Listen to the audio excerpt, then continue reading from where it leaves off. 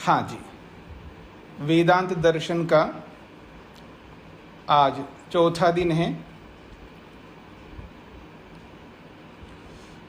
आज से हम सूत्र प्रारंभ करने जा रहे हैं।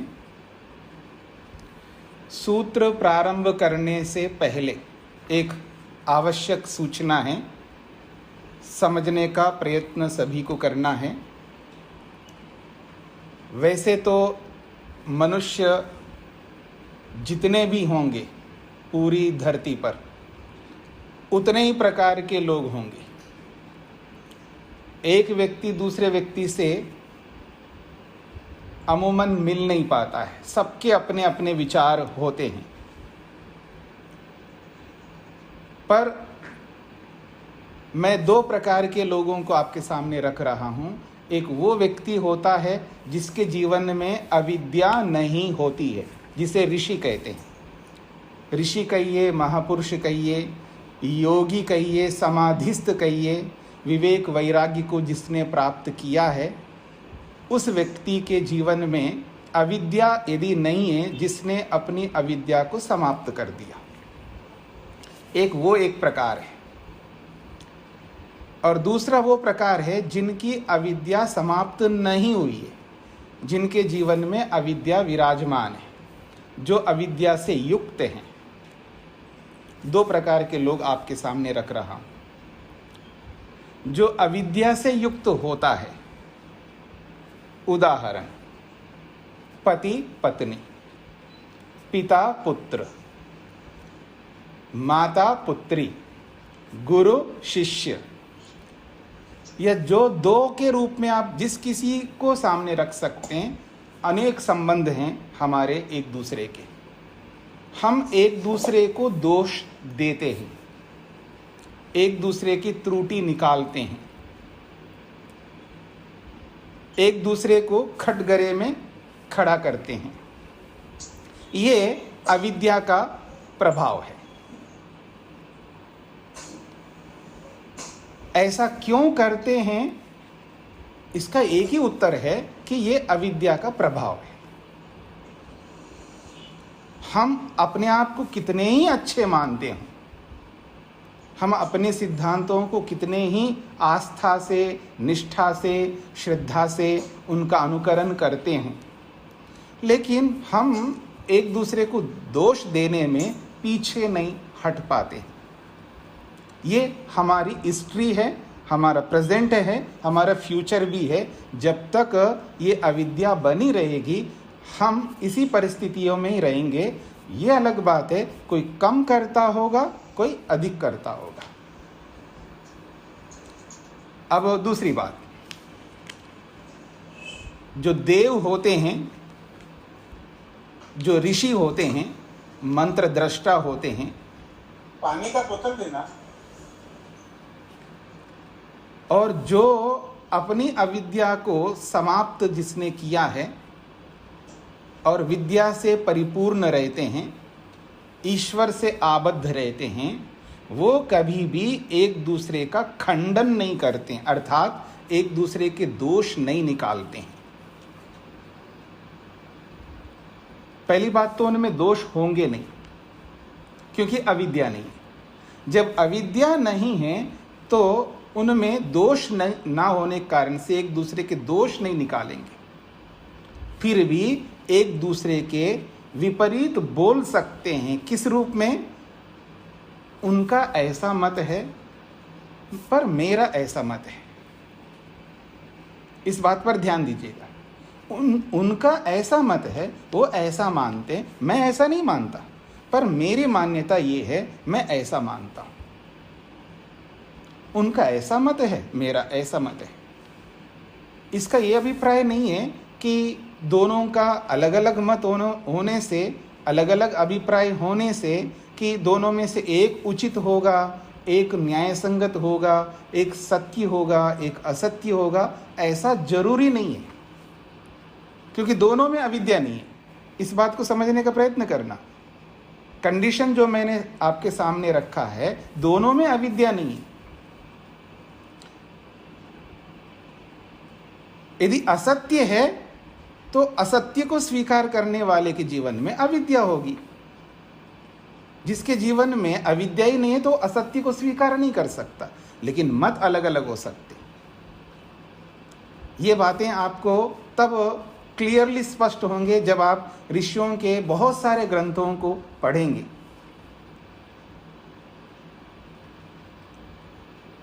इसी वेदांत दर्शन में आगे चलकर के आप पढ़ेंगे, उससे भी आपको स्पष्ट होगा। ये बातें इस रूप में इसलिए कहा जा रहा है आपके सामने, जब हम भाष्य को प्रारंभ करेंगे तो ये भाष्य ऋषिकृत तो नहीं है, पर बहुत अच्छे विद्वान का है। और इस वेदांत पर अनेक विद्वानों ने अपने अपने अलग अलग भाष्य किए और सभी ने एक दूसरे का खंडन किया है, क्योंकि ये सभी ऋषि नहीं थे। आदि शंकराचार्य से लेकर के वर्तमान तक, यह अलग बात है, हर व्यक्ति की अलग अलग योग्यता होती हैं और एक से बढ़कर एक विद्वान, एक से बढ़कर एक स्कॉलर होंगे, पर ऋषित्व, जो बात ऋषित्व की होती है, वो स्थिति में इस तरह की स्थितियां नहीं बन सकती है। तो जिस आशा पंडित जी, आपको जैसे ज्वाइन होते ही अपने माइक्रोफोन को म्यूट करना चाहिए, व्यवधान उत्पन्न ना करें। तो देखिए, जब हम ये भाष्य पढ़ेंगे तो इस भाष्य के अंदर भी आप प्रथम सूत्र से एक खंडन देखेंगे दूसरे का, और जब ये खंडन आप पढ़ेंगे तो आपके मन में जिस किसी के भी प्रति आस्था है, श्रद्धा है, जिनको आप आदर्श मानते हैं, पूज्य मानते हैं, तो अनायास आपके मन में एक अलग प्रकार की खलबली मचेगी। खलबली इन द सेंस ये है कि आपको थोड़ा सा लगेगा कि ये ऐसा कैसे कह सकते हैं, यही खलबली है। तो वो खलबली मत लाइए, अपने मन को शांत रखिएगा। एक स्वाभाविकता है। जैसे किसी ने कहा है कि दुनिया में कितनी बुद्धि है, तो उसने कहा दुनिया में 1.5 बुद्धि है। मोटी भाषा में उसने बोला है दुनिया में 1.5 बुद्धि है। मेरी बुद्धि तो पूरी है, लेकिन आप सबकी आधी बुद्धि है। ऐसा व्यक्ति अमूमन करता है व्यवहार में। मतलब हर व्यक्ति अपने आप को ठीक मानता है और सामने वाले को, चाहे वो पति हो, चाहे वो पत्नी हो, चाहे वो पुत्र हो, चाहे वो मित्र हो, चाहे वो कोई भी हो, गुरु हो या विद्यार्थी हो, कोई भी हो, सामने वाले को वो हमेशा नीचे रखता, थोड़ा सा, मतलब थोड़ा सा अपने आप को अप रखता है। तो ये एक स्वाभाविक है, क्योंकि अविद्या है, क्या कर सकते हैं। अगर ऐसा नहीं करना है तो हम सबको इस अविद्या से छुटकारा प्राप्त करना है, और उसी के लिए तो विद्या पढ़ने के लिए बैठे हम लोग। तो इसलिए यहाँ पर खंडन बहुत चलेगा बीच बीच में, उसको लेकर के आहत नहीं होना, बस ये समझना है दोनों क्या कहना चाहते हैं। मतलब जो जिसका खंडन हो रहा है वो क्या कहना चाहता है, और जो खंडन करने वाला वो क्या कहना चाहता है। दोनों के अपने अपने मत है, क्योंकि दोनों ऋषि नहीं है, याद रखना। इसलिए उस वैयक्तिक जीवन में हमें नहीं जाना है, सिद्धांत पर ध्यान देना है। तो हो सकता है आपको स्पष्ट हो गया हो। अब हम आगे बढ़ते हैं। आइए, परमपिता परमात्मा का नाम स्मरण हमने किया है, तो परमात्मा को साक्षी बनाते हुए हम इस वेदांत दर्शन को प्रारंभ करते हैं। तो जिन जिन के पास में पुस्तक है, स्वामी ब्रह्म मुनि जी का भाष्य है। पहले ही मैंने आपको संकेत किया था, सबके पास एक जैसी पुस्तक होनी चाहिए ताकि पढ़ने पढ़ाने में सबके लिए अनुकूलता रहती है। ओम वेदांत दर्शनम ब्रह्म मुनि भाष्योपेतम प्रथमोऽध्यायः तत्र प्रथमः पादः। वेदांत दर्शनम ब्रह्म मुनि भाष्योपेतम। ब्रह्म मुनि जो इस वेदांत दर्शन के भाष्यकार हैं, तो कहते हैं ब्रह्म मुनि भाष्य उपेतम, उपेतम मतलब सहितम, ब्रह्म मुनि भाष्य सहित ये वेदांत दर्शन है। प्रथमोऽध्यायः, और ये पहला अध्याय है। और इस तत्र, इस प्रथम अध्याय में प्रथमः पादः, पहला पाद है। और सूत्र है अथातो ब्रह्म जिज्ञासा, अथातो ब्रह्म जिज्ञासा। ये ऋषियों की एक शैली है। आप देखेंगे जितने भी ऋषियों ने जब अपने ग्रंथों को प्रारंभ किया है, वहाँ पर अथ शब्द को निश्चित रूप से लाते हैं। जैसे महर्षि पाणिनि ने जब व्याकरण को उपस्थित किया है सूत्र रूप में, जैसे ये सूत्र है, वैसे ही उन्होंने अथ शब्दानुशासनम, अथ शब्दानुशासनम, सब ने अथ शब्द का प्रयोग किया है। और ये अथ शब्द जो है बहुत ही महत्वपूर्ण है। आप में से जिन्होंने भी योग दर्शन या सांख्य दर्शन, न्याय दर्शन, मेरे से जो आप में से बहुत सारे लोगों ने पढ़े हैं, वो ये जानते हैं इस अथ शब्द को लेकर के अनेक बार मैंने व्याख्या की है। तो यहाँ पर भी अथ शब्द आया है। तो सबसे पहले हम अथ शब्द को समझने का प्रयत्न करते हैं। अथ एक अव्यय शब्द है। अब अव्यय क्या होता है ये आपके मन में आ सकता है। देखिए, शब्द अनेक प्रकार के होते हैं व्याकरण, ग्रामर की दृष्टि से। कोई शब्द क्रियापद के रूप में होता है, वर्ब के रूप में, क्रियापद के रूप में। कोई शब्द संज्ञा के रूप में होता है। कोई शब्द ऐसा होता है अव्यय, अव्यय का अर्थ होता है जिसके लिंग नहीं होते हैं, क्योंकि शब्दों के लिंग होते हैं। कोई शब्द पुल्लिंग में, कोई शब्द नपुंसक लिंग में, कोई शब्द स्त्रीलिंग में, ऐसे होते हैं। तो कुछ ऐसे शब्द हैं जिनके कोई लिंग नहीं होते, न पुल्लिंग, न स्त्रीलिंग, न नपुंसक लिंग। बस वो सब जगह फिट बैठते हैं, सबके साथ जुड़ जाते हैं। उनको अव्यय कहते हैं, अर्थात बदलते नहीं, जैसे वैसे रहते हैं। व्यय का अर्थ होता है ना, जैसे हाँ जी ग्रोसरी लाए, हाँ ले आया हूँ, मतलब मार्केट जाकर कुछ सामान ले आए हो, हाँ लाया हूँ। कितना व्यय किया आपने, कितना खर्च किया। व्यय का मतलब खर्च करना। तो व्यय शब्द होता है खर्च होना, यानी बदल जाना। पहले तो इतने पैसे थे, बदल गए, उतने पैसे नहीं रहा, व्यय हो गया। और उस व्यय में अकार जोड़ दो, अव्यय, व्यय नहीं होता। जैसा शब्द है सेम वैसा का वैसा रहेगा, उसमें कोई चेंजेस नहीं होते, उसको कहते हैं अव्यय। ऐसे बहुत सारे शब्द होते हैं व्याकरण की दृष्टि से। तो ये जो अथ शब्द है ये भी अव्यय है, ये चेंज नहीं होता, परिवर्तित नहीं होता है। पर इसके बहुत सारे अच्छे अर्थ हैं अथ शब्द के। एक शब्द होता है, अथ शब्द का अर्थ है मंगलार्थ।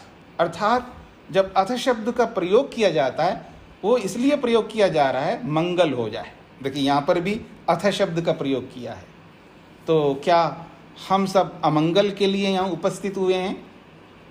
आप सोचिएगा, अमंगल के लिए उपस्थित नहीं हुए ना, हम सब मंगल चाहते हैं। मंगल का मतलब कल्याण, उन्नति, श्रेष्ठता, जिसको भी आप अच्छा मान सकते वो है अथ। अथ का अर्थ है मंगल। तो मंगल अर्थ को बताने के लिए भी अथ शब्द का प्रयोग होता है शास्त्रों में। और महर्षि स्वामी दयानंद सरस्वती जी ने इस अथ शब्द का अर्थ बताते हुए ये भी लिखते हैं, ये मंगलार्थ होता है। और उन्होंने मंगलार्थ में यही सूत्र दिया है उदाहरण में, अथा तो ब्रह्म जिज्ञासा, मंगलार्थ के विषय में। अर्थात महर्षि स्वामी दयानंद ने लिखा है, जो अथ शब्द है ये मंगल अर्थ के लिए आया है। मंगल किसका? आपका, मेरा, पढ़ने वाले का और पढ़ाने वाले का, या यूं कहना चाहिए जितने भी विद्यार्थी वर्ग है उनका भी मंगल हो, और उन विद्यार्थियों को पढ़ाने वाला जो भी अध्यापक है उसका भी मंगल होना चाहिए, दोनों का होना चाहिए, यानी सबका मंगल हो। केवल पढ़ने पढ़ाने वालों के नहीं, हम पढ़ करके अपना मंगल तो करें। जब तक दूसरों को मंगल में नहीं रखेंगे तो हमारा भी मंगल नहीं हो सकता। आप कुछ खा रहे हो, भूख लग रही है, आप इसलिए खा रहे हो, और आपके सामने 10 लोग ऐसे बैठे हैं, उनको भी भूख लग रही है लेकिन उनको मिल नहीं रहा है। फिर आपके पास है खाना, आप खा रहे हो, और आपके सामने 10 लोग खड़े हैं या बैठे हैं या आपको देख रहे हैं, उनके पास खाना ही नहीं है, उनको भी भूख लग रही है, आपको भी भूख लग रही है, आप खाना निकाल के खा रहे हैं और वो आपको देख रहे हैं। आप अपने मंगल के लिए खा रहे हो लेकिन उनका मंगल नहीं है, तो आपको कैसे मंगल रहने देंगे? वो स्वाभाविक बात है, वो आपको मंगल नहीं रहने देंगे। इसलिए जब सब मंगल युक्त रहेंगे तो हम लोग भी मंगल युक्त रहेंगे। तो केवल पढ़ने पढ़ाने वालों के लिए नहीं है, सबके लिए मंगल हो, उसके लिए अथ शब्द का प्रयोग किया है। ऐसा महर्षि स्वामी दयानंद सरस्वती जी ने कहा। अथ शब्द मंगलार्थ के लिए भी प्रयुक्त होता है। मंगल का अर्थ कल्याण, और वो कल्याण शांति के रूप में, तृप्ति के रूप में, संतोष के रूप में, निर्भयता के रूप में, स्वतंत्रता के रूप में, जिस किसी भी रूप में आप समझ सकते हैं, उसी का नाम मंगल है। और वो कहते हैं अथ शब्द का दूसरा अर्थ अनंतर। अनंतर अर्थ का होता है, अनंतर का मतलब होता है पश्चात, बाद में। पहले एक काम करो, उसके बाद में दूसरा काम करो।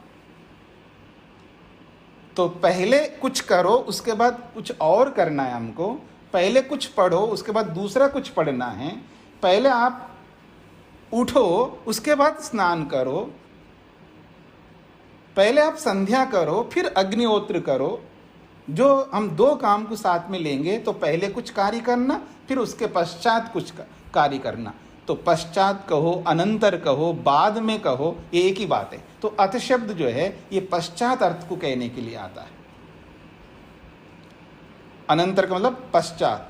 और इसके लिए मैं उदाहरण दूं आपको, जैसे हम दर्शन ही पढ़ रहे हैं तो दर्शन का उदाहरण दे देता हूं आपको कि 6 दर्शन हैं तो उसके 3 जोड़े हैं। सांख्य योग, वैशेषिक न्याय और मीमांसा वेदांत, ये 3 जोड़े हैं, युगल हैं ये। तो अगर किसी ने योग पढ़ा है तो उसको सांख्य पढ़ना चाहिए। पहले योग पढ़ लिया तो उसको बाद में सांख्य पढ़ना चाहिए। अथवा उसने पहले ही सांख्य को पढ़ा है तो योग को बाद में पढ़ लेना चाहिए, क्योंकि ये दोनों समान शास्त्र हैं। यदि पहले उसने वैशेषिक पढ़ा है तो उसके बाद न्याय पढ़ लेना चाहिए, अथवा न्याय पढ़ लिया तो वैशेषिक पढ़ लेना चाहिए, क्योंकि वो भी समान शास्त्र हैं। मीमांसा पढ़ लिया है तो वेदांत पढ़ लेना चाहिए। तो ये जोड़े हैं, तो पहले ऐसे करो, उसके बाद ये करो। अब इस अनंतर अर्थ को बताने के लिए महर्षि स्वामी दयानंद ने एक बहुत अच्छा उदाहरण दिया। वो कहते हैं वेदम अधीत्य अथ धर्मम जिज्ञासितव्य। यह धर्म जिज्ञासितव्य, वेदम अधीत्य धर्म जिज्ञासितव्य। कितनी बहुत बड़ी बात कही उन्होंने। पहले वेद पढ़ो,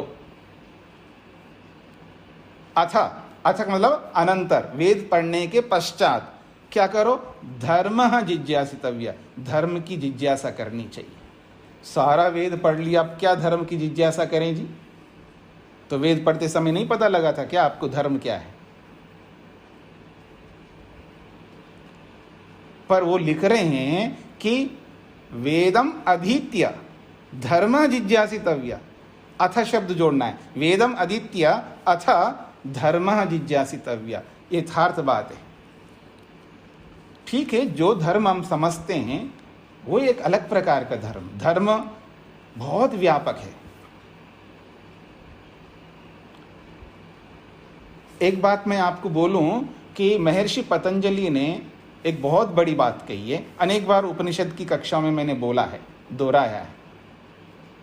एक भी शब्द यथार्थ रूप में उसने हृदयंगम कर लिया हो तो उसका बेड़ा पार हो जाएगा। याद आ रहा है आपको?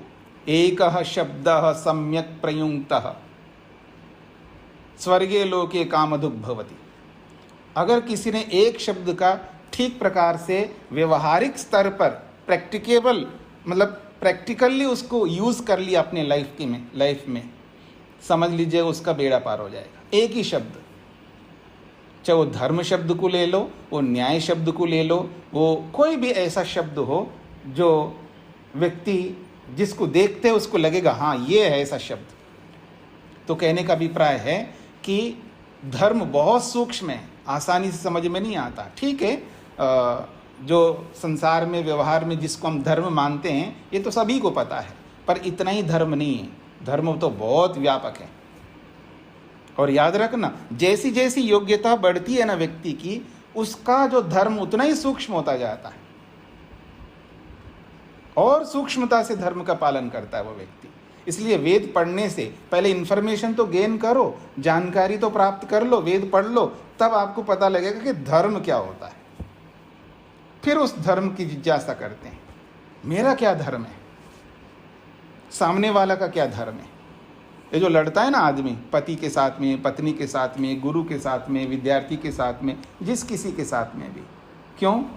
धर्म नहीं पता है। जिसको धर्म का पता नहीं होता, याद रखना, वही लड़ता है। वो कोई भी हो, ABCD। जिसको धर्म का बोध है वो क्यों लड़ेगा? इसलिए धर्म बहुत सूक्ष्म है। इसलिए वो कहते हैं वेदम अधीत्य अथ धर्म जिज्ञासितव्य। ये अथ शब्द का दूसरा अर्थ है अनंतर। अगला आरंभ। आरंभ अर्थ को भी कहता है। आरंभ का मतलब है प्रारंभ करना। कोई भी काम हम प्रारंभ करते हैं तो वहां अथ शब्द का प्रयोग होता है। आप में से कई लोगों ने सुनकर के वेदांत को आरंभ किया होगा, मतलब पढ़ना। पहले से नहीं पढ़ा होगा कोई शास्त्र आपने, दर्शनों के रूप में कह रहा हूं मैं, कोई दर्शन आपने पहले कभी पढ़ा ना हो, उनकी बात कर रहा हूं। योग है, सांख्य है, वैशेषिक है, न्याय है, ऐसे जो भी दर्शन शास्त्र आपने नहीं पढ़ा हो, कोई पहली बार किसी के माध्यम से सुना हो और उसने प्रारंभ किया है, मान लीजिए दर्शन को या किसी भी कार्य को, तो वहाँ पर भी अथ शब्द का प्रयोग होता है। तो यहाँ पर भी हम अथ शब्द का प्रयोग कर सकते। तो स्वामी जी लिखते हैं अथ अध्येतव्यम, अथ अध्येतव्यम। अब अध्ययन प्रारंभ करना चाहिए, पढ़ना जो है ये प्रारंभ करना चाहिए। कितना अवसर है, जो ये लॉकडाउन हो या चाहे कोई भी कारण आया हो हमारे बीच में, लोगों को बहुत अच्छा अवसर दिया है। हानि भी हुई है पर लाभ भी हो रहा है। अब ये अलग बात है कितनी हानि हुई है और कितना लाभ हुआ है, ये हम पर निर्भर करेगा कि हम हर परिस्थिति में, हर सिचुएशन में कितना लाभ उठा सकते हैं। ये हम अपनी बुद्धि पर निर्भर कर सकते हैं, अपने आप को, अपने पुरुषार्थ पर, जो भी हमारी योग्यता है उन पर निर्भर करता है। हर परिस्थिति में हम लाभ के साथ जुड़ें या हानि के साथ जुड़ें, या हाथ पे हाथ धर करके बैठ करके रोते रहें, हाय हाय करते रहें, या दूसरों को कोसते रहें, या कुछ हम अपने आप की योग्यता को पहचान करके आगे बढ़ें, ये हम पर निर्भर करेगा। तो अथ अध्येतव्यम, पढ़ना चाहिए। पढ़ाई, शास्त्र आरंभ करना चाहिए। बहुत सारी माताएं या जो भी अधिक एज वाले जो भी पुरुष सज्जन हैं, अब इस बुढ़ापे में क्या पढ़े जी, कुछ तो याद तो रहता नहीं है, अब क्या होगा पढ़ करके। अनेक बार ऐसा जब मेरे से बोलते हैं तो कोई बात नहीं, समझ में आ जाए, बस बैठ जाओ आप। नहीं जी ये तो बहुत कठिन लगता है, कुछ पल्ले ही नहीं पड़ रहा है, तो कोई बात नहीं, सुन लो। इतना आप सुनते हो अपने पतिदेव को, अपने बच्चों को, पता नहीं क्या क्या बोलते रहते हैं आपको, हाँ, इतना आप सुन सकते दूसरों को ऐसा, तो अब अच्छी बातों को सुनने में क्या आपत्ति आ रही है? याद नहीं रहे तो कोई बात नहीं, आप एक्सप्लेन नहीं कर सकते तो कोई बात नहीं, पर कम से कम सुन तो लो। जब व्यक्ति सुनता है अच्छी बात को, उसका भी संस्कार पड़ता है। जब बुरी बात को सुनता है तो उसका संस्कार पड़ता है, तो अच्छी बात का भी संस्कार पड़ता है। जब संस्कार डालना ही है, इसको रोक नहीं सकते, याद रखना। कोई भी संस्कार को नहीं रोक सकता, जो हमारे जीवन में पड़ेगा ही पड़ेगा, चाहे वो अच्छा हो या बुरा हो। जब संस्कारों को डालना ही है तो क्यों ना अच्छे संस्कारों को डाले, कोई बात नहीं, आपको याद ना रहे लेकिन संस्कार तो डल जाएगा। जब हम मर जाएंगे, शरीर को तो छोड़ना ही पड़ेगा ना कभी ना कभी, तो जब अगला जन्म होगा तो संस्कार काम आएंगे ना पढ़ने से पढ़ना अच्छा है, चाहे कितने ही समझ में आए। मैं कहता हूँ 1% भी अगर हमको समझ में आ जाए, 1% तो भी बहुत है। वो जो आपने कभी सुना हो, ये जो रॉ वाले होते हैं, CBI वाले होते हैं, और जो होते हैं वो कहते हैं 1% उम्मीद है तो भी कर लेते हो काम। बहुत बड़ी बात होती है ना, इसलिए अथ अध्येतव्यम, पढ़ना चाहिए। तो मंगलार्थ, अनंतरार्थ और आरंभार्थ, 3 अर्थ हो गए आपके सामने। अगला अर्थ देखिएगा, अगला अर्थ है प्रश्न। प्रश्न अर्थ के लिए भी, प्रश्न करने में भी अथ शब्द का प्रयोग होता है। प्रश्न, क्वेश्चन करना, इस अर्थ में भी हम अथ शब्द का प्रयोग करते हैं। मान लो पत्नी जो है पति से पूछे भोजनम करिष्यति अथ न करिष्यति। अब संस्कृत में बोलना पड़ेगा ना अथ शब्द का प्रयोग करने के लिए। अगर पत्नी पति से पूछे भोजनम करिष्यति अथ न करिष्यति, तो ये जो अथ शब्द का प्रयोग किया जा रहा है, अब बोलने की लहजा भी ऐसी होनी चाहिए। थोड़ा सा बहुत मेहनत करके बनाई हो और वो बाहर से आ गए, मैं तो बाहर खा के आया हूँ, फिर देखना। क्यों जी? अगर पत्नी बहुत ख्वाहिश लेकर के और बहुत निष्ठा से अगर भोजन बना के तैयार किया और बहुत सारे व्यंजन बना दिया हो, पतिदेव आएंगे और खाएंगे, नई शादी हुई ये मान करके चलिएगा, और फिर वो उसने बना के रख दिया बहुत सारी चीज़ें, और वो पतिदेव बस आए घर पे, जैसे ऑफिस से या बिजनेस से जैसे भी आ गया, हाँ, तब डाइनिंग टेबल पर सब तैयार पहले से। थोड़ा सा पीछे चले जाते हैं, जो होते हैं ना पतिदेव खाने के बाद हम खाएंगे, ऐसी सिचुएशन में जाते हैं। ठीक है जी? और वो आ गए, वो बोलने लगा, अरे मैंने तो बाहर ही खा लिया, फिर देखना। भोजनम करिष्यति नावा, ये ना बोल के भोजनम करिष्यति अथ नावा करिष्यति, थोड़ा सा लहजा थोड़ा बदल जाएगा ना, तो वहाँ पर प्रश्न करना है। तो प्रश्न करने में अथ शब्द का प्रयोग होगा। भोजनम करिष्यति अथ न करिष्यति, तो अथ शब्द का प्रयोग करना है। तो ये प्रश्न अर्थ करने के लिए भी अथ शब्द का प्रयोग होता है। अगला अर्थ कार्त्स्न्य। कार्त्स्न्य का अर्थ होता है संपूर्णता को बताने के लिए। कार्त्स्न्य एक शब्द है, संस्कृत का वर्ड है ये, कार्त्स्न्य। तो कार्त्स्न्य का अर्थ होता है संपूर्ण अर्थ को बताने के लिए भी अथ शब्द का प्रयोग होता है। और इसके लिए महर्षि स्वामी दयानंद सरस्वती जी ने एक बहुत अच्छा उदाहरण दिया। देखिए, जब आप लोग बोलते हैं ना इसका एटीट्यूड बहुत अच्छा है, इसकी नज़रिया जो है, मतलब इसकी जो दृष्टि है बहुत अच्छी है, तो कोई बात अच्छी बात करता है, कोई भी हो, ABCD कोई भी करे, तो उससे पता लगता है कि उसका जो नॉलेज का स्टैंडर्ड है वो पता लगता है, उसका जो कर्म का स्टैंडर्ड है वो भी पता लगता है। अलग अलग सिचुएशंस में किसी को देख करके उनके कर्मों का भी पता लगा सकते हैं, उसका नॉलेज का भी पता लगा सकते हैं, और उसकी उपासना भक्ति, उसकी आध्यात्मिकता को भी पता लगा सकते हैं। तो महर्षि स्वामी दयानंद लिखते हैं, अथ वेदार्थम ब्रूमा, अथ वेदार्थम ब्रूमा। वो अब अथ शब्द का प्रयोग किया है और वेदार्थ को बताना चाहते हैं, वेद के अर्थ को बताना चाहते हैं और अथ शब्द प्रयोग हुआ। तो अब वेद का अर्थ बता रहे हैं तो पूरा अर्थ बताना है, आधा अधूरा नहीं। वो लिखते हैं वेदार्थम ब्रूमा, यानी वो संपूर्ण वेदार्थ को बताना चाहते हैं,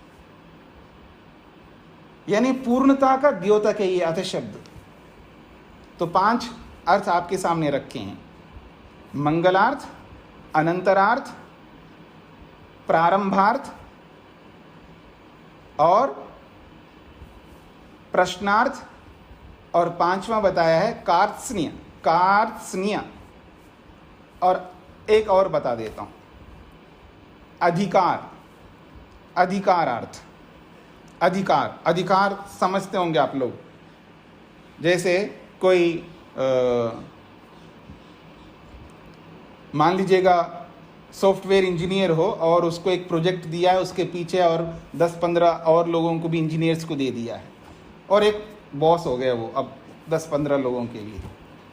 अब उस प्रोजेक्ट का क्षेत्र या उस प्रोजेक्ट पूरा उसके हाथ में है, तो केवल उस प्रोजेक्ट के बारे में बोलेगा वो, उनके नीचे लोगों को जो बोलना है उतना ही अधिकार है उसका। बहुत सारी फैकल्टीज हैं, बहुत सारे विषय हैं, वो सबका अधिकार नहीं दिया उसको, केवल उतना ही अधिकार दिया। अधिकार का मतलब वो क्षेत्र, बस इतने क्षेत्र में इस प्रोजेक्ट से संबंधित ही ये इस बात करेगा, उनको बोलेगा, निर्देश करेगा, जो भी करेगा, इसको कहते हैं अधिकार। अधिकार का मतलब एक क्षेत्र, उसी दायरे में रह करके हम बात करेंगे।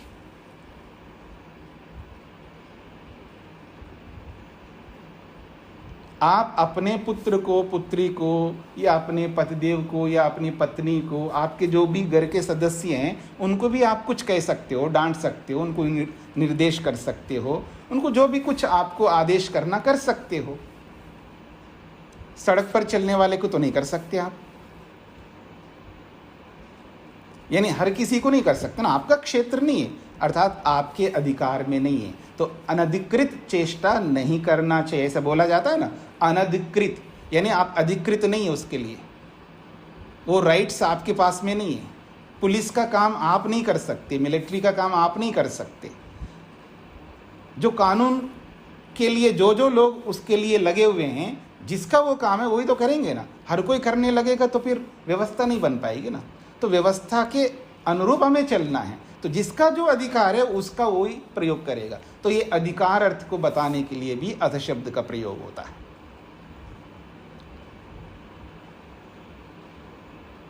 अब इसका उदाहरण है अथ योगानुशासनम। महर्षि पतंजलि ने पहला सूत्र बनाया अथ योगानुशासनम, और वहां अथ शब्द का अर्थ यही ऋषि जो इस वेदांत दर्शन के प्रणेता है, महर्षि वेदव्यास, इसी महर्षि वेदव्यास ने योग का भाष्य किया है। उसको व्यास भाष्य के नाम से बोला जाता है, वेदव्यास का। और वहां अथ शब्द का अर्थ उन्होंने अधिकार अर्थ बताया, अधिकार। अथ शब्दो अयम अधिकारार्थः, ये जो अथ शब्द है ये अधिकार के लिए आया है। अब किसका अधिकार है? योग का अधिकार है। अब वहां जो भी कुछ कहा जाएगा योग से संबंधित बात कही जाएगी, इधर उधर की बात नहीं करेंगे। तो ऐसे बहुत सारे अर्थ होते हैं शब्दों के, तो प्रसंग के अनुसार अलग अलग अर्थ वहां पर होते हैं। तो यहाँ इस सूत्र में जो अथ शब्द आया है, तो एक ऋषि ने यानी महर्षि दयानंद सरस्वती जी ने इस अथ शब्द को मंगलार्थ में माना है। आदि शंकर ने क्या अर्थ माना है, या ये जो भाष्यकार ने क्या अर्थ माना है, वो अब हम आगे पढ़ेंगे। तो देखिए पुस्तक में अथ शब्दो अनंतरार्थः, अथ शब्दो अनंतरार्थः, ये जो अथ शब्द है ये अनंतर अर्थ में आया है, ऐसा ये भाष्यकार मानते हैं। और ऐसा ही अर्थ आदि शंकर ने भी किया है। तो सबकी अपनी अपनी दृष्टि होती है ना। अब अनंतर अर्थ भी कोई गलत नहीं है। अब इस बात पर आप ध्यान देना थोड़ा, गलत या सही या असत्य या सत्य, कई बार हम लोग परेशान होते रहते हैं कि दो अलग अलग बात कैसे हो सकते हैं, दोनों में से एक ही सही होगा, ऐसे कह कर कई बार लड़ने लगते लोग। थोड़ा सा अपना मन थोड़ा शांत करना होता है, सात्विकता को मन में लाना होता है, थोड़ा सा धैर्य भी सामने रखना पड़ता है व्यक्ति को। बहुत सारे गुण होना चाहिए व्यक्ति के अंदर, उससे व्यक्ति शांत होकर के सब काम ठीक कर सकता है। तो यहाँ बोला जा रहा है अथ शब्द अनंतरार्थ। यहाँ भाष्यकार कहते हैं ये जो अथ शब्द है ये पश्चात अर्थ को कहने के लिए, अनंतर अर्थ को कहने के लिए। अब वो अनंतर क्या है? हम ब्रह्म जिज्ञासा करने जा रहे हैं, ब्रह्म की जिज्ञासा करना है हमको। ब्रह्म जिज्ञासा का अर्थ भी समझाऊंगा। तो पहले कुछ हमको अनुभूतियां होती है। हर कोई आदमी ब्रह्म की जिज्ञासा नहीं कर पाता, याद रखना। बहुत आसान नहीं है, बहुत मुश्किल होता है। और आप समाज में देखेंगे कोई कहने लगे कि मैं ध्यान करना चाहता हूँ, मैं ये करना चाहता हूँ। अभी कहाँ उम्र है आपकी? मतलब ध्यान करने के लिए, योग करने के लिए या भक्ति करने के लिए, भक्ति शब्द का प्रयोग उचित रहेगा आपके लिए। मैं भक्ति करना चाहता हूँ, मैं ऐसे कुछ करना चाहता हूँ, तो लोग कहते हैं अभी तो बच्चे हो, ये भक्ति के चक्कर में मत पड़ना। अगर पत्नी बोले पति से मैं भक्ति करना चाहती हूँ, या पति बोले कि मैं अरे अभी तो आपको ये काम है वो काम है, कब भक्ति के चक्कर में क्या पड़े हो। यानी वो ये मानते हैं कि भक्ति का मतलब है बुढ़ापे में जाकर के ऐसी परिस्थिति में रिटायर हो जाए, उसके बाद ये सब काम करने वाले होते हैं। बहुत सारे काम ऐसे होते हैं, ये सब बाद में करने वाले होते हैं। तो वैसा नहीं समझना है। लेकिन कभी किसी चीज़ को जब जानना चाहता है, उसके पहले कुछ ना कुछ जानता है, इसलिए वो जानने की चेष्टा करता है। चाहे वो परमात्मा को हो, चाहे वो जीवात्मा को हो, चाहे वो प्रकृति को हो, चाहे वो किसी को भी, उसको पहले कोई ना कोई जानकारी है, तब वो दूसरी जानकारी को प्राप्त करना चाहता है। वो गेन जब करना चाहता है तो पहले उसके पास कुछ ना कुछ रहता है, उसके अनुरूप ही फिर आगे वो स्टेप डालता है, आगे कदम बढ़ाता है। तो यहाँ पर भी ये कहना चाहते हैं अतः शब्द अनंतर अर्थ के लिए हैं। तो वो अनंतर क्या है? तो पहले कुछ हमने अनुभव किया है। इतना आसान नहीं है। आदमी भगवान को समझने की जो चेष्टा करेगा वो उसको कुछ ना कुछ अनुभूति हुई है। क्या? तो कहते हैं अधुना जगति रोग वियोग भोग दुख अनुभव अनंतरम पुनश्च जगतो नश्वरत्व अनित्यत्व अनुमिति अनंतरम। वो कहते हैं अधुना का अर्थ होता है अब, जगति इस संसार में हमने कुछ अनुभव किया। क्या? रोग। हाँ, क्या कहना, रोग, डिजीज जो भी होते हैं। आज शरीर है किसी के पास में, अर्थात कोई भी आत्मा जो शरीर में है, जैसे हम सब लोग शरीर में हैं, हम में से कौन ऐसे होंगे जो सौभाग्यशाली हो जिसने रोग को नहीं जाना हो? क्यों जी? हम में से कौन ऐसा सौभाग्यशाली है जिसने कभी रोग को नहीं जाना हो, जिसको कभी हेडेक नहीं हुआ हो, सिर दर्द नहीं हुआ हो, पेट दर्द नहीं हुआ हो, कोई भी पेन नहीं हुआ हो शरीर के अंदर, कोई भी दुख नहीं देखा हो इस शरीर के माध्यम से? बहुत मुश्किल होता है। तो रोग स्वयं में नहीं देखा हो तो सामने वाले जो भी इर्द गिर्द रहने वालों में रोग को भी वो अनुभव करता है। तो रोग और वियोग, बहुत बड़ी बात कही है, वियोग। सबके दादा लोग हैं क्या? आप सबके दादा दादी परदादा जो भी हैं आपके, जो संबंध में, आपके संबंध में आते हैं क्या? सबके गए, जाने वाले गए, कुछ लोग तैयारी में हैं, क्या कर सकते हैं? तो वियोग को भी हम देख चुके होते हैं। बड़ी पीड़ा होती है जब वियोग होता है, चाहे व्यक्ति का वियोग हो या किसी नॉन लिविंग थिंग, जड़ वस्तु का वियोग हो। पैसा का वियोग, जमीन का वियोग, मकान का वियोग, ऐसे बहुत सारे वियोग होते हैं, छूट जाते हैं हमसे। तो वियोग को भी देख लेते हैं। और भोग, भोग तो बहुत विशेष बात है। भोग देखिएगा आप मेरी ओर, आप में से कोई भी डायबिटीज़ से गुजर रहे हो, कुछ अन्यथा ना समझें, और समझ भी लेंगे तो अब मेरा क्या होगा, कुछ नहीं होने का है, जो है तो है। मान लीजिए किसी को डायबिटीज़ है और उसके सामने स्वीट्स रखा जाए, 56 भोग, भोग समझ में आता है उस व्यक्ति को भोग क्या होता है। काश और 2-4 साल मेरे को ठीक रखता भगवान, ये डायबिटीज़ अभी देना कमबख्त है ना। तो सोच देखिए भोग को लेकर के, तो भोग भोग भोग करके, चाहे वो मधुर हो, अम्ल हो, कोई भी रस हो, किसी भी प्रकार का भोग हो, चाहे वो रूप रस गंध स्पर्श शब्द से संबंधित कोई भी भोग हो, हम परेशान होते हैं बीच बीच में। हाँ, ये इम्पॉर्टेंट शब्द है, याद रखना। निरंतर कोई परेशान नहीं होता है, बीच बीच में हम लोग परेशान रहते हैं, रूप को लेकर के, स्पर्श को लेकर के, शब्द को लेकर के, गंध को लेकर के, कोई ना कोई भोग भोग भोग करके हम लोग परेशान होते हैं उन भोगों से। उसका भी एक्सपीरियंस जो है हमें बहुत अच्छे ढंग से है। फिर उसके बाद दुख, अलग अलग दुख आते हैं। इन सब को अनुभव करने के अनंतर, पश्चात का मतलब अनंतर। अब अगर किसी ने रोग को देख लिया, रोग भोग लिया या रोग ग्रस्त है वर्तमान में, तब उसको भगवान बड़े अच्छे ढंग से याद आता है। क्यों जी? या तो रोग युक्त है या रोग को अनुभव कर चुका है,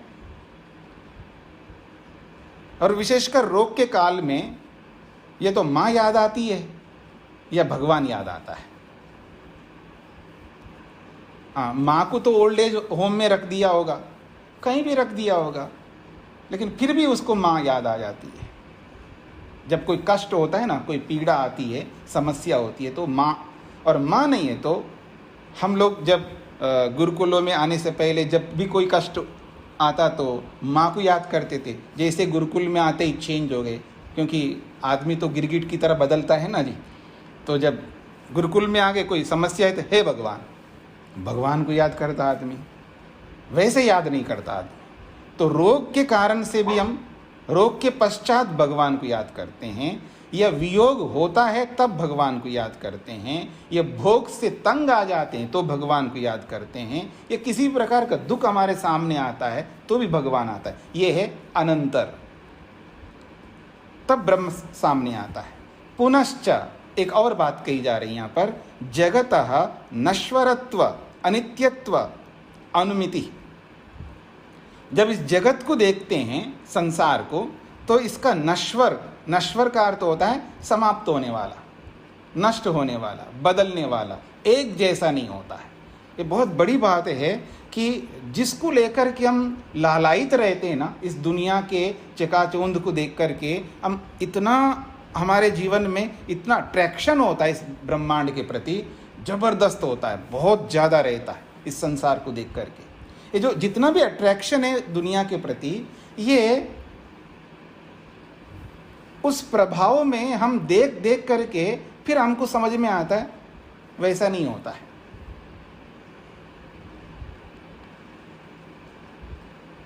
कुछ समझ में आ रहा है जी? चेहरे के ऊपर पूरा मेकअप करके बढ़िया ढंग से तैयार करके उस चेहरे को सामने रखिएगा, और ऐसे रखना, और ऐसी ना हो, भयंकर धूप ऊपर से, हाँ, भयंकर भयंकर गर्मी पड़ रही है और पसीना पसीना निकल रहा हो, फिर उसी चेहरे को देखते रहो, और जो भी हो रहा है वो सारा मेकअप निकल रहा होता है, फिर वो आकर्षण देखिएगा। आकर्षण में भी कमी, जैसे जैसे उसमें कमी आ रही होती है वैसे वैसे आकर्षण में भी कमी आ रही होती है, क्योंकि नश्वरता सामने आ रही है।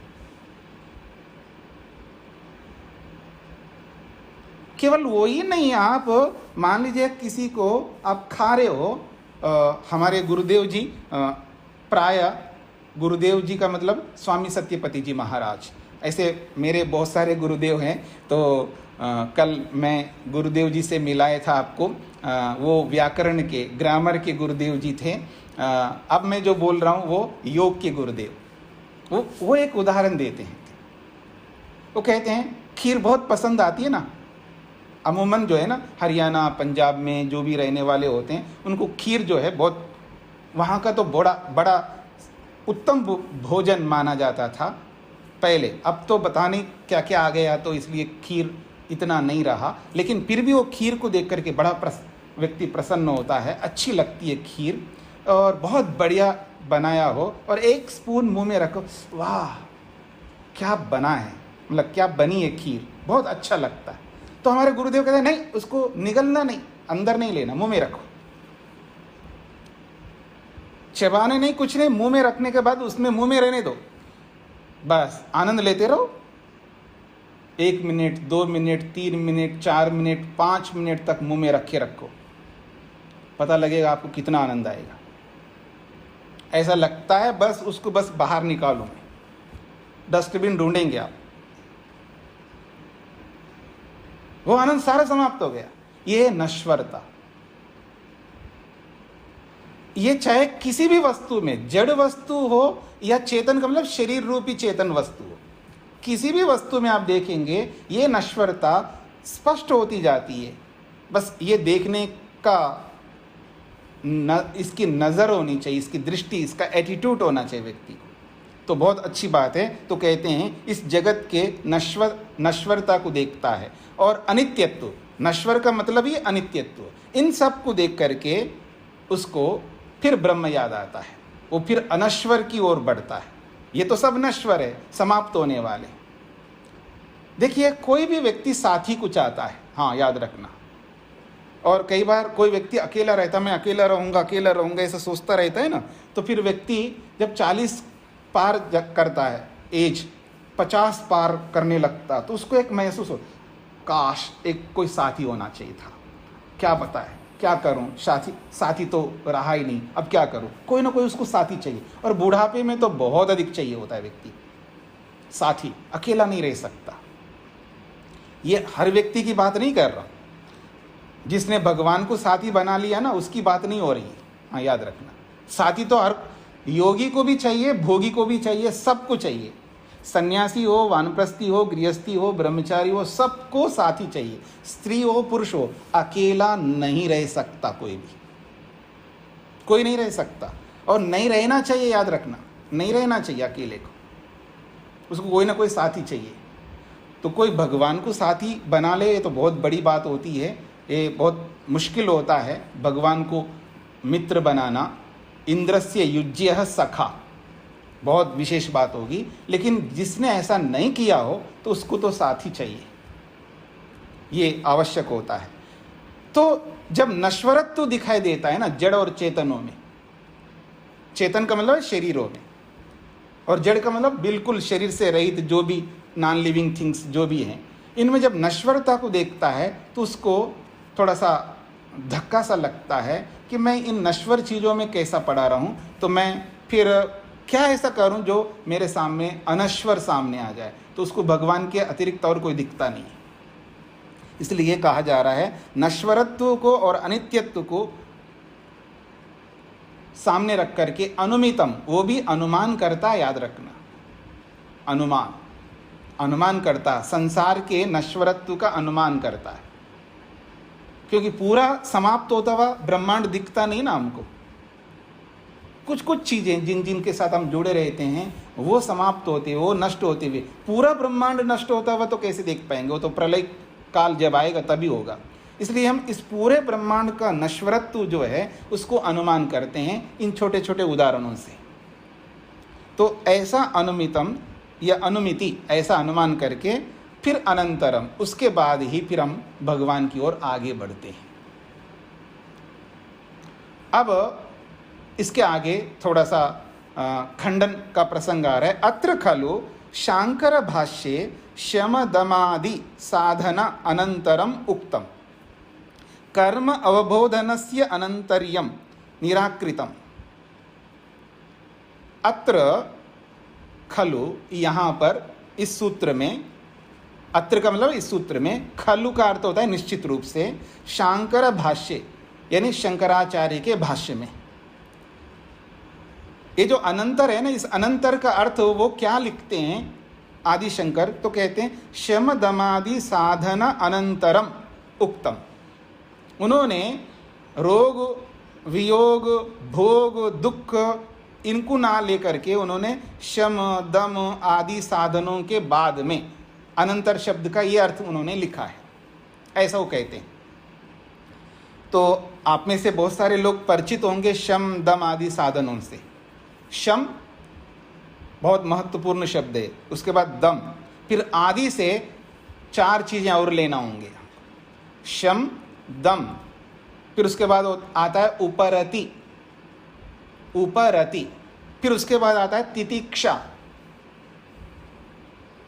शम दम उपरति तितिक्षा, फिर उसके बाद आता है श्रद्धा, फिर उसके बाद आता है समाधानम। ये षट्क संपत्ति कहलाती है।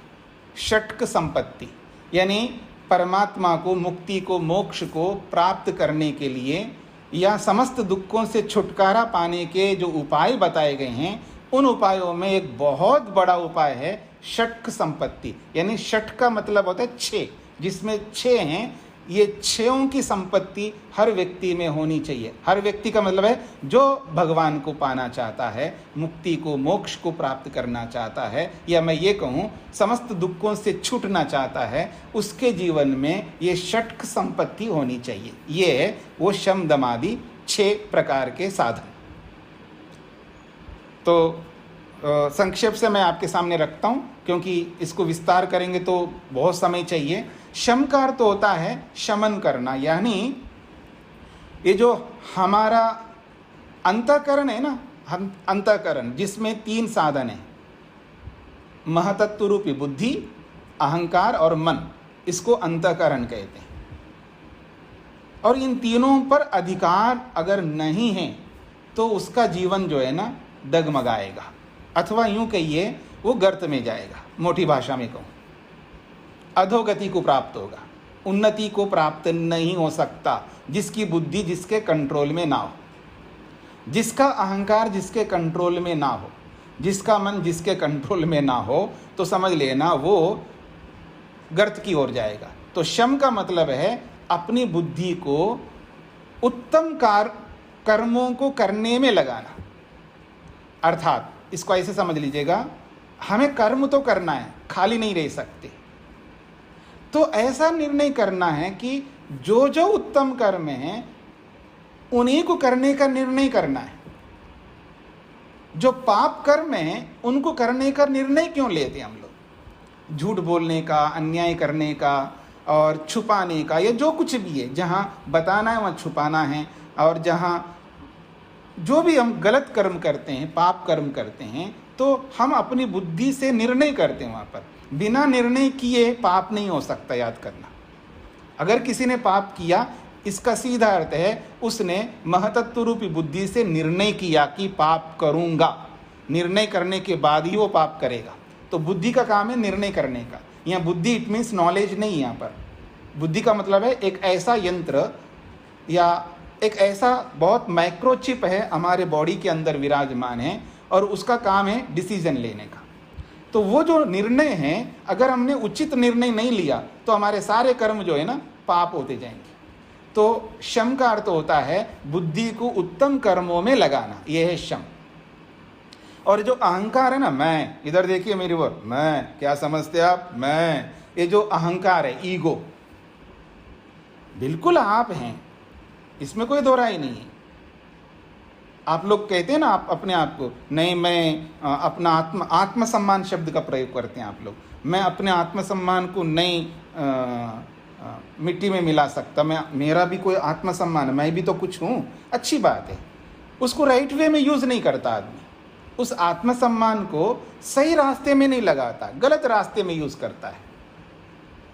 तो फिर उस अहंकार को गलत रास्ते में यूज़ करेगा तो पाप कर्म करेगा, वो अनुचित कर्म करेगा। तो अपने अहंकार को वो नियंत्रित करता है, अपने अधिकार में रखते हुए फिर पाप कर्मों से बचता है। ये शम। ऐसे मन को भी, तो अपने अंतःकरण को अपने अधिकार में रखने का नाम है शम। फिर उसके बाद दम आता है। दम का मतलब होता है ये जो इंद्रियां हैं हमारी, 10 इंद्रियां हैं, ज्ञानेंद्रियां और कर्मेंद्रियां, इनको दमन करना, अर्थात इनको अपने कंट्रोल में रखना और अपने शरीर को भी कंट्रोल में रखना, इसका नाम है दम। फिर उसके बाद उपरति।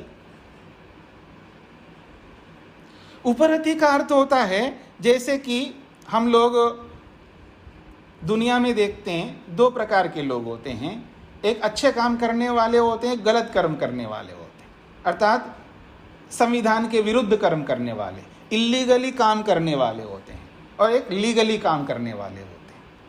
तो यदि हमें उस उच्च स्थिति को प्राप्त करना है, जो जो अधर्म करने वाले हैं, इलीगली काम करने वाले हैं, उनसे दूर रहना है। उपरति का मतलब है दुष्ट लोगों से दूर रहना, उनकी संगति में न रहना, उनके साथ उठना बैठना नहीं करना। कई बार मेरे पास ऐसे प्रश्न आते हैं कि जी मैं तो शराब नहीं पीती हूँ या मैं शराब नहीं पीता हूँ लेकिन मेरी पत्नी पीती है, या कोई ऐसा भी उदाहरण आता है मेरे साथ कि जी पतिदेव तो शराब पीता है लेकिन मैं तो पीती नहीं हूँ, और वो शराब पिलाने के लिए कहते हैं, तो क्या करें? ये पत्नी पीती है, कोई कोई ऐसी भी होती है, और पति को पिलाना पड़े तो क्या करें? ऐसे अलग अलग प्रसंग आता है हमारे सामने। तो अगर हमें वास्तव में बहुत उन्नति को प्राप्त करना है, ठीक है, आप पतिदेव हो या आप पत्नी हो, पूरा साथ दूंगी या दूंगा, लेकिन अच्छे कामों में। आपको शराब पीना पी लीजिएगा, मैं आपके हाथ पकड़ करके तो रोक नहीं सकता, लेकिन मैं क्यों पिलाऊं आपको? आप पी लो ना अपने आप, जो भी है। अब पति पत्नी के झगड़े में मैं जाना नहीं चाहता हूँ, आप कुछ और ना समझे। एक बात कहना चाह रहा हूँ, उचित तो ये है कि मैं आपके लिए हर समय सम्मुख हूँ, आप जो कहोगे तो करूँ, लेकिन ये काम मेरे से मत कराओ, ठीक है? चलिए, तो उपरति का अर्थ होता है जो भी अधर्म करने वाले कृत्य होते हैं, कर्म होते हैं, उनसे दूर रहने की बात कही है यहाँ पर, उसी का नाम है उपरति। अगली बात है तितिक्षा। तितिक्षा का अर्थ होता है कि जब हम अच्छे कर्म कर रहे होते हैं तो वहाँ पर निंदा भी होती है, ईर्ष्या भी होती है, अपमान होता है, और बहुत सारी समस्याएं यानी आतंक आते हैं। और मैं हरियाणवी या पंजाबी में बोलूं, रोड़े अटका रहा है ये आदमी, रोड़े, हाँ, मतलब टांग खींच रहे हैं लोग, तो ये टांग खींचने तो बहुत होता है। ऐसी परिस्थिति में हमको तितिक्षा का सहारा लेना होता है, और तितिक्षा का मतलब होता है उन सब आपत्तियों में, विपत्तियों में, उन समस्याओं में ही रहते हुए हमको अपने कर्मों से विचलित नहीं होना है। अपने को जो करना है उचित वही करते जाना है, उनके प्रभाव में नहीं आना। जो निंदा करने वाला निंदा करेंगे, जो जिसको जो करना वो करते रहेंगे। हम अच्छे काम करने वालों को अच्छे कामों से पीछे नहीं हटना। देखो, मैं आप लोगों के भले के लिए कर रहा हूँ और आप ही मेरे को आरोप दे रहे हो, तो मैं आपके लिए क्यों करूँ? ऐसा मन में आता है व्यक्ति को। मैं आपके भले के लिए, देखो जी, मैं आपको पढ़ा रहा हूँ, आपके भले के लिए पढ़ा रहा हूँ, और फिर आप ऐसे करते हो मेरे साथ, फिर तो मैं क्यों पढ़ाऊँ? ये जो भाव है ना व्यक्ति के जीवन में आता है, चाहे वो पढ़ाने वाले के में हो, चाहे वो पति के में हो, चाहे वो पत्नी, जिस किसी के मन में आता है, तो इनको स्थान नहीं दे सकते हम लोग। कौन है? एम के विद्यार्थी जी, आप अपना म्यूट करिएगा। जिन्होंने अपने माइक्रोफोन को म्यूट नहीं किया, व्यवधान उत्पन्न नहीं करेंगे। तो ये जो तितिक्षा है ना, इसको इस रूप में आप कह सकते हैं। मैं प्राय एक बात कहा करता हूँ, कोई आपके सिर पर बैठ के नाचे ना, आपको मारपीट नहीं कर रहे, लेकिन शब्दों से आपके सिर पर बैठ के नाच रहे हो ऐसा लगता है, तो सहन करो ना, क्या फ़र्क पड़ता है? भगवान ने हमें बहुत सामर्थ्य दिया है। सहन शक्ति अपार होना चाहिए, एक्सट्रीमली होना चाहिए, अनलिमिटेड होना चाहिए। कोई लिमिट नहीं बांध कर रख सकते हम लोग, इसी का नाम है तितिक्षा। और पांचवी बात है श्रद्धा। जब हम उत्तम कर्म करने जा रहे हैं तो उनको कर रहे हैं तो श्रद्धा से करो ना। खाना पूर्ति के लिए क्यों कर रहे हो? आप मेरी ओर देखिएगा, देख रहे हो ना? ओम अग्ने स्वाहा, जो उसको जल्दी बुलाना, ओम सोमा ये स्वाहा। क्या कर रहे हैं आप? मतलब कोई श्रद्धा नहीं है आपको। जिस कर्म को आप कर रहे हो उसमें कोई श्रद्धा नहीं है। तो जो भी हम कर्म करें तो फिर श्रद्धा से करें। जब करना है तो श्रद्धा से करो ना। अंतिम बात है समाधान। समाधान कहते हैं एकाग्रता। बहुत बड़ी बात है एकाग्रता।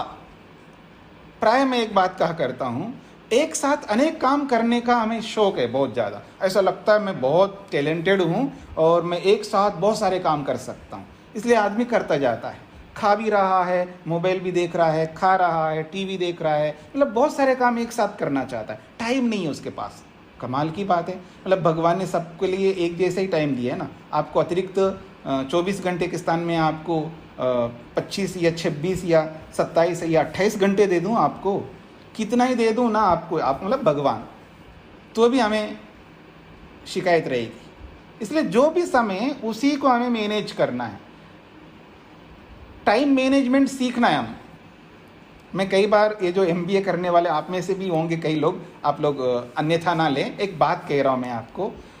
MBA मतलब अलग अलग अच्छे बहुत अच्छे से इंस्टीट्यूट्स में मैं अहमदाबाद में रह रहा हूँ, यानी गुजरात में रह रहा हूँ। यहाँ IIM जो है ना बहुत माना जाता है पूरे भारत में MBA के लिए।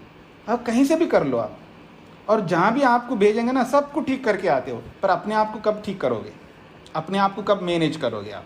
तो मैनेज करना सीखना पड़ेगा ना, टाइम मैनेजमेंट हमको आना चाहिए। तो कहने का अभिप्राय ये है कि समाधान का अर्थ यहाँ पर ये दिया है मन की एकाग्रता। तो एक वक्त एक काम करना। आगे नहीं बताऊंगा, समय आपका पूरा हो गया है, इसको यहीं पर विराम देता हूँ। तो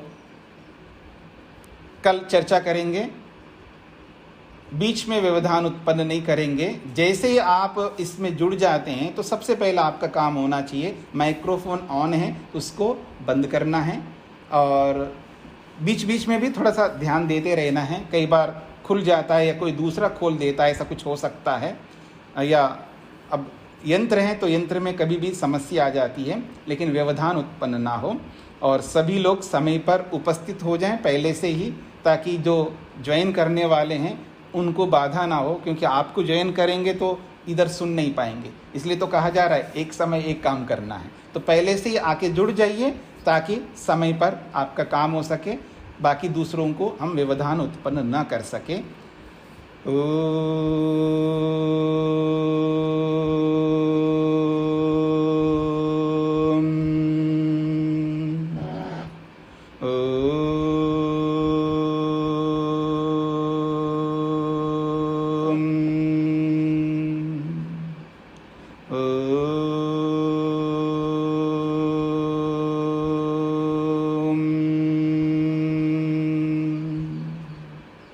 सभी को नमस्ते।